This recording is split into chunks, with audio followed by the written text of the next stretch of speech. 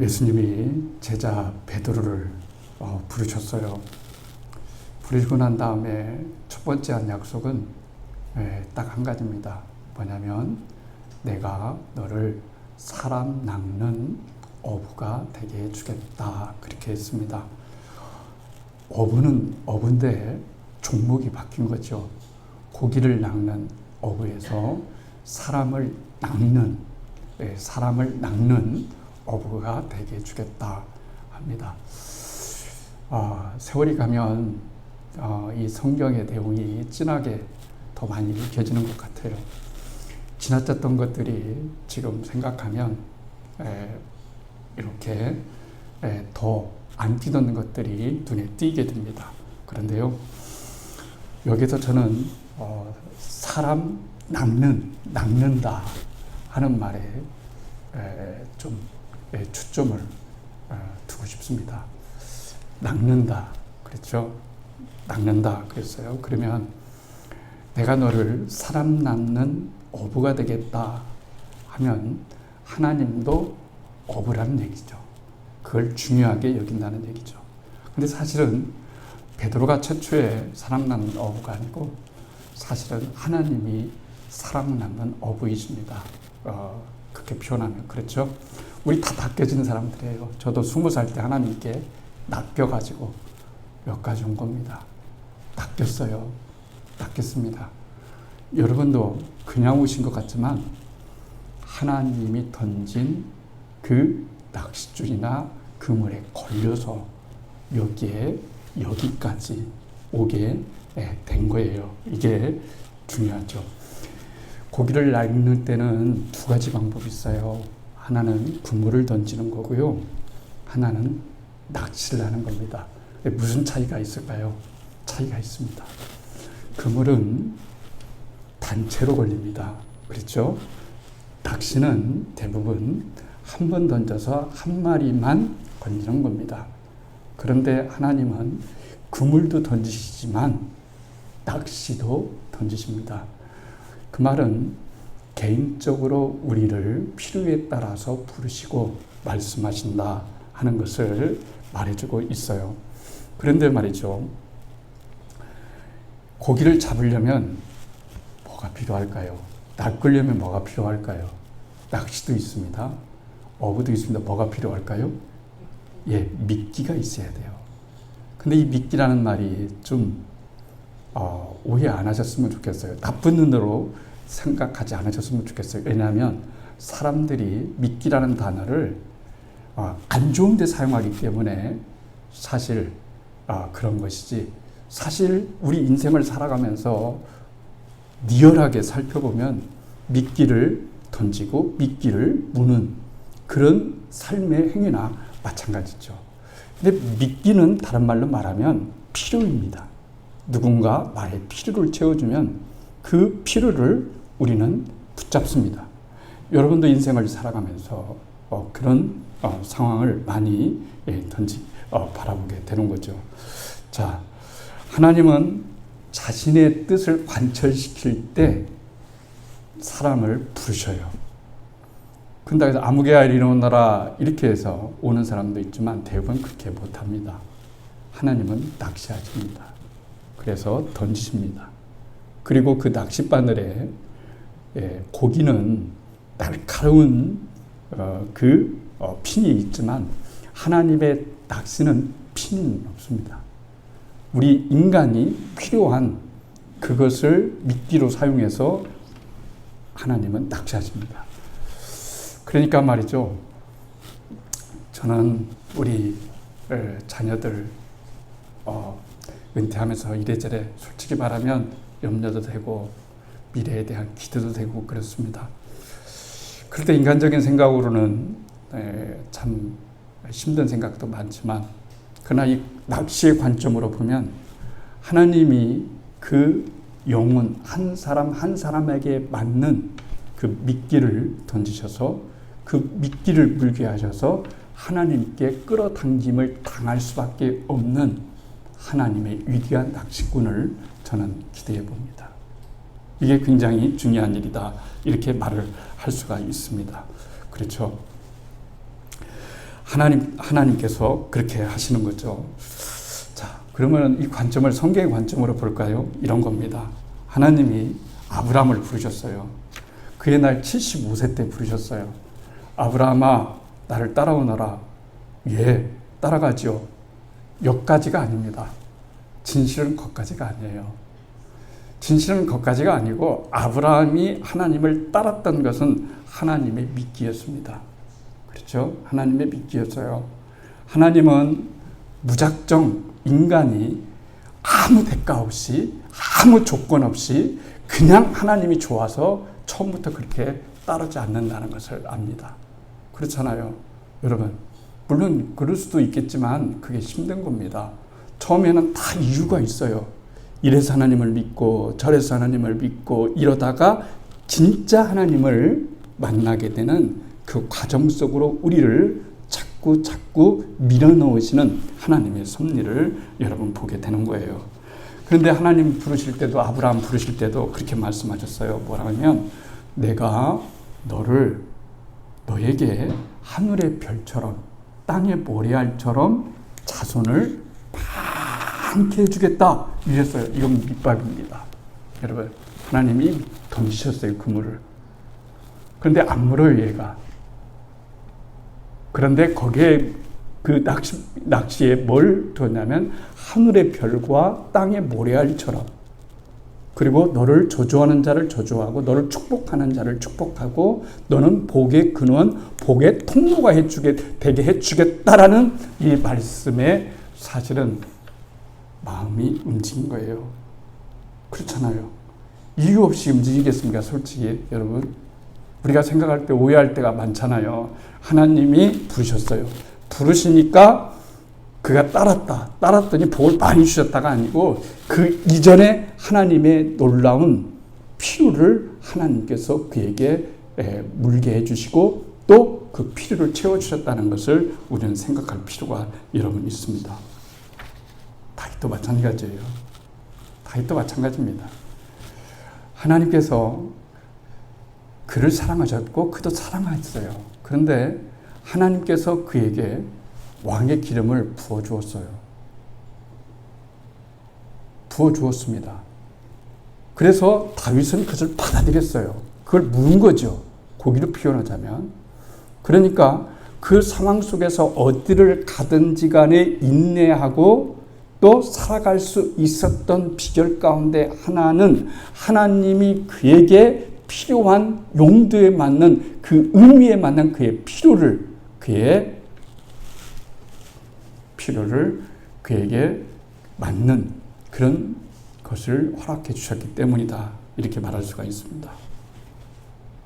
저는 이제부터 몇 달 안 남았으니까 이제 제가 진짜 얘기라기보다는 그동안 하지 못했던 얘기를 좀 하고 싶어요. 뭐냐면 그렇다고 해서 무슨 하고 하지 못했던 말이 없다는 얘기가 아니고, 제가 가장 싫어하는 것 중에 하나는 뭐냐면은 하나님의 이름을 이용하는 거예요. 그렇죠? 이용하는 거예요. 그렇죠? 하나님의 이름을 망령되이 일컫지 말라고 하는 십계명도 여러 번 있잖아요. 그런데 한번 생각해 보세요. 삶은 받쳐주지 않는데 기도만 했다고 해서 하나님의 계시를 받았다. 하나님의 뜻을 받았다. 어저께 기도했더니 하나님이 이렇게 말씀하시더라. 이것을 저는 부인하지 않습니다. 그러나 항상 그렇지는 않습니다. 그렇죠? 때때로 하나님이 우리에게 계시를 내려주시고 뜻을 내려주셔요. 그런데 항상 그렇지가 않아요. 그래서 예언자는, 성도들은 하나님의 말씀을 듣기 이전에 무엇부터 연습을 해야 되냐면 분별력을 먼저 연습해야 되는 거예요. 이것이 하나님께로부터 온 것인지 사람에게서 온 것인지 이러한 분별력이 있어야 되는 거예요. 그러니까 오늘날 여러분 좀 이상한 목사님들 보십시오. 다 누구를 이용하는 거예요? 하나님을 이용하는 거예요. 하나님을 이용하는 겁니다. 저는 너무 분노가 그때마다 쌓여요. 비정상인데. 물론 하나님은 때때로 이해할 수 있는 방법으로 인도하시지만, 그러나 내가 말하는 모든 것이 다 하나님께로부터 계시받았다고 이렇게 말한다면 그 문제가 있는 거잖아요. 이성을 사용할 수 있어야 되잖아요. 그렇지 않습니까? 그게 굉장히 중요해요. 하나님께서 몇 달 전에 저에게 물으셨어요. 그래서 저는 여러분하고 지난 목회를 하면서 하나님께 계시를 받았다더니, 하나님이 저에게 말씀하셨다더니, 명령하셨다든지 이런 말씀을 사용하지 않았습니다. 단지 고민할 뿐이었습니다. 인간적 고민을 얘기했고 인간적 고민을 그냥 드러냈습니다. 왜냐하면 하나님의 뜻은 반드시 되어져 갈 수밖에 없기 때문에 그런 거예요. 저는 몇 달 전에 하나님께서 저를 몰아붙이셨어요. 사정없이 몰아붙이셨습니다. 다윗을 광야에 보는 것처럼 저를 계속해서 광야로 몰아넣으셨어요. 그리고 고민에 빠지게 하셨어요. 굉장히 혼란스러웠어요. 그리고 제가 여러분들에게 은퇴 얘기를 했습니다. 사실 저는 은퇴를 계획하지 않았어요. 솔직히 말하면. 갑자기 하나님이 저한테 질문하시고 말씀하신 거예요. 저는요, 혼란에 빠졌어요. 아니, 갑자기 왜지? 왜 내가 은퇴를 생각해야 되지? 내가 과연 여기를 떠날 수 있을까? 그러면 나는 성도들을 어떻게 설명하고 가족들을 어떻게 설명하지? 이런 고민이 몰려왔어요. 그래도 하나님은 계속 저를 고민에 빠지게 하셨어요. 굉장히 고민에 빠지게 하셨어요. 그리고 그 고민 가운데서 저는 굉장히 고통스러웠어요. 불안했고요. 초조했고 마음이 너무나 곤고했어요. 어느 날 갑자기 하나님이 저에게 180도의 생각을 바꿔주시고, 나도 힘든데 성도들에게 이게 얼마나 황당한 얘기예요. 그러면 제가 몇 달 전에 하나님 딱 나타나 여러분에게 설교하면서 하나님 계시를 받았는데, 하나님이 말씀하신 저 은퇴하랍니다. 여러분 그렇게 하십시오. 이게 통용이 되는 말이겠어요? 이거 안 되는 말 아니겠어요? 저는 그 말을 할 수가 없죠. 왜냐하면 저도 하나님이 저를 시험하셔야 되지만 저도 하나님의 말씀을 걸러야 됐기 때문에 여러분 그런 거예요. 여러분 계속 마음이 불안하고 힘들었어요. 하나님의 뜻이라면 왜 마음이 불안할 것인지, 왜 힘든 것인지 굉장히 힘들었어요. 바울의 생각이 났어요. 내가 심히 두렵고 떨었노라 라고 하는 말씀이 생각났어요. 근데 주님이 그때 저에게 두 가지의 말씀을 주셨는데요. 하나는 뭐냐면, 하나는 강하고 담대하라 하는 말씀이고요. 또 하나의 말씀은 뱀같이 지혜롭고 비둘기같이 순전하라. 너의 일에 있어서 순결하라. 이런 거였어요. 이 말씀이었어요. 그때 저는 고민에 빠졌을 때 하나님이 다시 저에게 미끼를 던지셨어요. 교회의 미래, 교회의 변화, 제 몸과 마음의 상태, 또 내가 무엇을 해야 되는지 제 사역에 대한 그 다음 은퇴 이후의 삶에 대한 그 미끼를 던지셨어요. 저는 그것을 꽉 물었습니다. 그러니까 저는 하나님의, 여러분 변명이라도 좋지만 저는 하나님의 미끼에 걸려든 거예요. 하나님은 저를 미끼에 걸려들게 하셨습니다.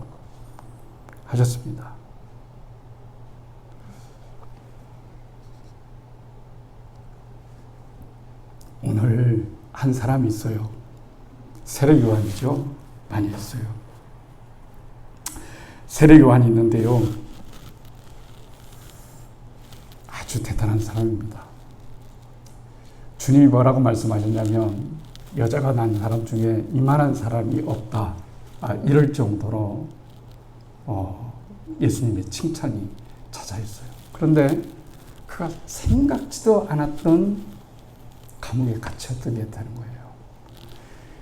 감옥에 갇혀서 이제는 죽음을 기다리고 있어요. 그렇잖아요. 감옥에 갇혀 있으면 사형수들이 두려운 게 뭐예요? 사형수들이 언제 내 번호를 부를지 모르잖아요. 다른 번호만 불러도 깜짝. 그렇잖아요. 몇 번, 이유 없는데 내 번호를 불러. 그러면 형장으로 가는 거죠. 그러니까 요한의 심정은 지금 그러한 심정이에요. 두렵고 떨리고. 이게 뭐지? 나는 갇혀 있어요. 나는 두려워요. 나는 근심스러워요. 나는 초조해요. 그런데 하나님은 응답이 없어요. 여러분, 이럴 때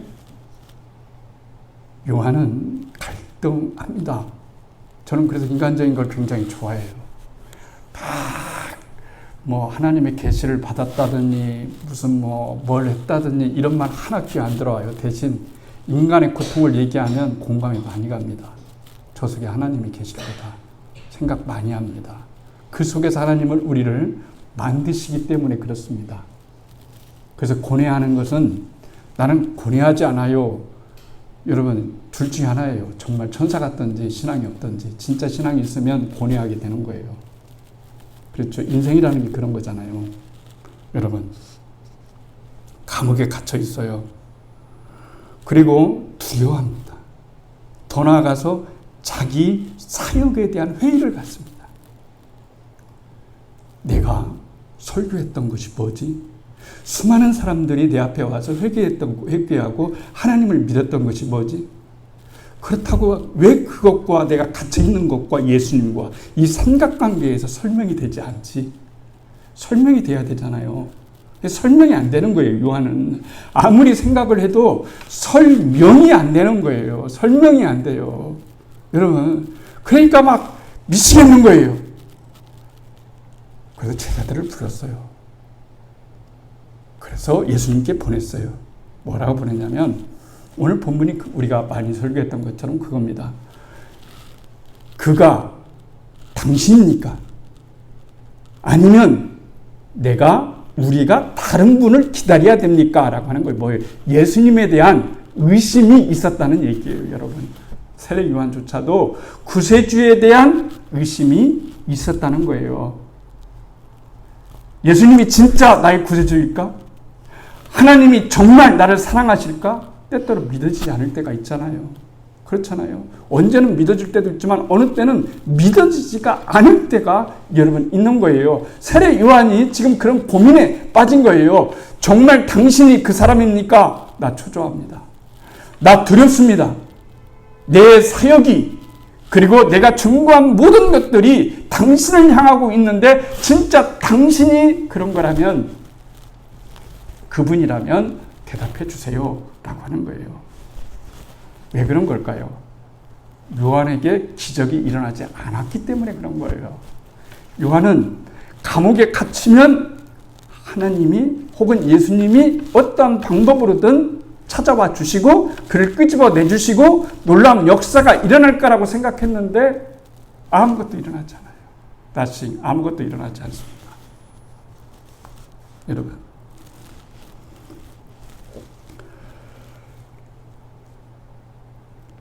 사람이 두려워하지 않는 사람이 어떻겠어요? 그 중에도 목숨이 가장 두렵잖아요. 그랬더니 주님께서 그렇게 말씀하셨어요. 뭐라고 얘기했냐면 나로 인하여 실족하지 않는 자는 복이 있다 그랬어요. 복은 실족하지 않는 거구나. 예수님께서 세례 요한에게 조금만 참아. 하나님 나라 바라봐. 너 죽어도 천국 갈 수 있어. 하나님 나라 가면 보상이 많을 거야. 이런 식으로 유혹하지 않았습니다. 그냥 얘기했어요. 너 나 때문에 지금 시험 들었구나. 너 나 때문에 지금 괴롭구나. 너 나 때문에 실족했구나. 그런데 나 때문에, 나를 믿었기 때문에 어떤 일을 당해도 실족하지 않는 자가 복이 있도다. 이렇게 말씀하신 거예요. 제가 말이죠. 참 인생을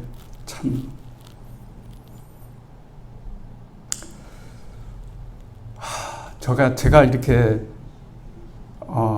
은퇴하고, 그것도 이렇게 빨리 은퇴하고 제가 여수에 데려가서 제 2의 삶을 살이라고는 정말 1년 전에, 아니 몇 달 전에도 상상을 못했어요. 근데요, 하나님이 뭐라 하시는데요.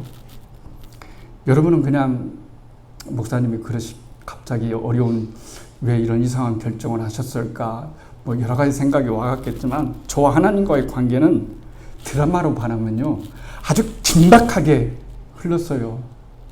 말씀하시고 괴로워하고 묻고 상황을 하나님이 막 몰고 가시는데, 빈틈없이 몰고 가시니까 제가 어떻게 할 수가 없는 거예요. 여러분, 할 수가 없는 거예요. 근데 또 해필이면 또 그 먼 데까지 가야 됩니다. 처음에는 나도 이제 자유몸이 되는구나 싶었어요. 점점 불안해지는 거예요. 제가 여수에 내려가는데요, 처음에는 정말 시간이 짧더라고요. 내려가는데 그 긴 시간이 짧아 보여요. 그런데 몇 번을 내려갔는데요, 이제는 지쳐요. 솔직히 말하면 한 번 올라갔다 오는 게 몇 시간이 걸리니까 지치는데요, 지난주에 여수에 데려가서 갔는데 마지막 준비를 하고 해야 되겠다 하고 데려갔어요. 내려가서 이것저것 아주 단기간에 모든 것을 해치우고 왔습니다. 인간적으로 말하면 제가 해치운 거고요, 신앙적으로 얘기하면 하나님이 모든 것들을 예비해 두셨고요, 어느 하나라고 말하고 싶지 않습니다. 30년 된 상가 건물을, 사무실을 아주 싸게 하나 얻었어요. 근데 고쳐야 될 게 너무 많아요. 전기도 다 차단기도 없고 다 오래돼서 방치된 거라 다시 해야 되고요, 벽도 다시 해야 돼, 도배도 다시 하고 장판도 다시 깔아야 되고 에어컨도 다시 없으니까 넣어야 되고요, 이래요. 저는 한시가 급하니까 다방면으로 알아보고 했는데, 아주 오는데요, 이제 밥 먹으러 사람들이 가고 이제 기다리는 시간이 됐어요. 기다리는데 말이죠, 가서 좀 앞에만 나가면 큰 길인데 큰 카페가 있어요. 제가 커피를 좋아해서 커피를 걸로 마셔야 되겠다 하고 갔어요. 내려가는데 바로 상가 그 1층에, 제가 준비한 상가 그 1층에 카페가 하나 있는데, 카페가 하나 있어요. 근데 서너 평도 안 돼요. 허름해요. 근데 하나님이 자꾸 그걸 이만큼 조금 지나왔는데 제 마음에 너 거기 가지 말고 여기를 가라, 이 카페 가라, 이런 감동을 주셔요. 그렇잖아요. 그럴 수 있잖아요. 이제 지금은 제가 몇 달 동안 하나님과의 이야기를 그냥 하고 싶어서, 이제 뭐 오해받을 것도 없잖아요. 제가 여러분 앞에 신령한 목사로 보일 이유도 없고, 하나님과 무슨 신통한다는 그런 얘기를 들을 이유도 없고, 이제 그렇잖아요. 이제 그 오해를 받을 필요가 없으니까, 이제 제 얘기를, 지금까지 그렇게 살아왔으니까, 그렇게 얘기를 하는 거예요. 하나님이 들어가게 하시는 거예요. 그래서 들어갔어요. 왜 여기를 들어가라 하시지? 들어갔어요. 그때 조그만 아주머니가 하나 있어요. 나이가 60대 초반이 될 것 같아요. 그런데 그분이 아주 반기는 거예요. 어서 오세요. 그래서 커피 한 잔 마실 수 있습니까? 그래서 3,000원짜리 아이스 아메리카노 하나 딱 시켰는데, 이렇게 보니까 성경책이 보이는 거예요. 성경책이. 그러니까 여러분, 같은 동포를 만났잖아요. 그렇죠? 같은 동포를 만났으니까 기쁘잖아요. 마음이 좀 열리는 거예요. 이 사람 교회 다니는구나 하니까 마음이 열리면서 이제 대화가 되는 거예요. 아주머니 여기 언제 오셨어요? 뭐 여러 가지 이렇게 묻고 그쪽 막 얘기해요. 얘기를 하는 거예요. 그래서 아저씨는 어디서 왔어요? 그래서 저는요, 일산에서 왔어요. 어떻게 왔어요? 뭐 이러더라고요. 그래서 자기 얘기를 얘기하지도 않았는데 자기 얘기를 쭉 하는 거예요. 저는요, 사실은 교회 다니는데 폐암에 걸렸어요. 이렇게 얘기하는 거예요. 폐암에. 근데 얼굴이 폐암에 걸린 사람 얼굴 같지가 않아요. 그렇잖아요. 폐암 걸렸으면 지금 집에서 누워 있어야 되는데 밖에 나와서 여러분 지금 삶을 살아가는 거예요. 먹고 살기 위해서 살아가는 것이 아니고 그냥 삶을 즐기기 위해서 조그마한 카페 하나 차리고 사람들하고 교제 나누고 싶고 그렇게 하기 위해서 하는데요. 그 여자분의 얼굴을 보니까 너무 건강하고 너무너무 밝은 모습이라 제가 감동이 되는 거예요. 그래서 물었죠. 그래서 얘기를 했습니다. 그래서 이제 그러면 아저씨 얘기 좀 해주세요 그러더라고요. 왜 여기 오셨냐고요. 그러더라고요. 저 204호에 이번에 들어온 사람입니다. 그렇게 쭉 얘기하고 제가 목사란 얘기를 했어요. 제가 이제 64년생인데 그래요? 저는 62년생인데 그 아줌마 그 성도님은 62년생이고 저는 지금 64년생이 된 거예요. 계속해서 얘기를 나가는 거예요. 그러면은 여수에 무슨 아는 사람 있습니까? 그런 거예요. 없다고 그랬죠. 어떻게 내려왔어요? 하다 보니까 내려왔어요. 그런 거예요. 그런데 목사님이라고 하니까 깜짝 놀라는 거예요. 은퇴하고 여기서 뭐 하시려고요? 그래서 제 얘기를 했어요. 저는 은퇴하면 이곳에 와서 목사님들과 성도님들에게 성경 말씀을 가르치기 위해서 같이 나누기 위해서 왔고 두 번째는 책을 쓰기 위해서 여기에 왔어요. 이러니까 이분이 너무 좋아하면서 해피하면서 말이죠. 그런 거예요. 정말 이거 하나님의 은혜라고. 저희 모임이 6명이 있대요. 6명이 모임이 있는데 우리 모임에 와서 좀 가르쳐주세요. 저는 그런 기대를 갖고 가지를 않았어요. 거기에서 어떤 여인을 만날지도 몰랐고요. 어떤 것도 할 줄 몰랐어요. 그래서 졸지에 내려가가지고 말이죠. 6명을 확보했어요. 6명을 확보했어요. 그러니까 제 삶이 만약에 하나님이 너 은퇴해라. 너 됐다. 여기까지다. 이렇게 해서 저 실족해요. 평생 실족한 하나님이 나를 왜 그렇게 써먹다가 이제 와서 이제 다 빼먹을 거 없으니까 저 나름대로 오해하겠죠. 다 빼먹을 거 없으니까 이제 나를 던지는구나. 내가 껌인가. 뭐 하나님 앞에 솔직히 그렇게 생각도 하겠죠. 그런데 그 이유가 저를 살게 했어요. 너의 앞으로의 미래는 네가 하고 싶었던 그 사역을 해. 말씀 가르치고 책 쓰고 문서 사역을 해. 그러니까 제가 너무 한편으로는 상처 주고 한편으로는 치유가 되어지는 이 놀라운 하나님의 믿기를 제가 왜 여러분 감사로 이제 안 물겠어요. 감사로 받죠. 그렇잖아요. 여러분 제가 이런 말씀을 드리고 싶은 것은 그런 거예요. 사람이 그 일을 계획할지라도 그 길을 인도하시는 이는 하나님이시다라고 말씀하시잖아요. 그렇잖아요. 저는 제 인생의 약속을 지켰다고 생각해요. 왜냐? 제 인생의 목회는 여기에서 끝냈기 때문에 그런 거예요. 제가 은퇴를 하지 않았다고 한다면 문제가 달라지지만 저는 27년 동안 여러분과 함께 있었던 것을 행복하게 생각하고 감사하게 생각하고 은혜로 생각합니다.